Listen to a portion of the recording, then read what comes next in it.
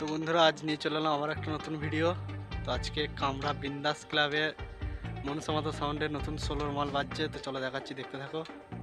মালটা বাজছে নবান্ন উপলক্ষে। তো চলো দেখাচ্ছি, দেখতে থাকো। আর কার কেমন লাগলো অবশ্যই কমেন্ট করবে। আর এই চ্যানেল নতুন হয়ে থাকলে চ্যানেলটিকে অবশ্যই সাবস্ক্রাইব করবে। তো চলো দেখতে থাকো।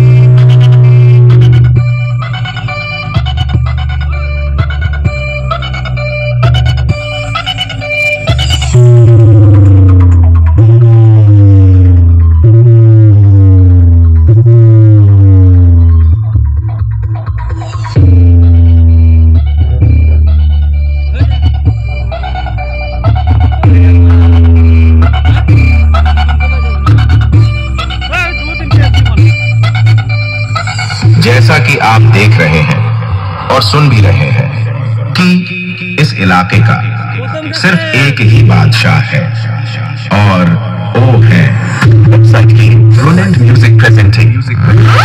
जी एक बार फिर से मैं हाजिर हूँ आप सभी के बीच अपने न्यू बीट के साथ शिव शोक रीमिक्स।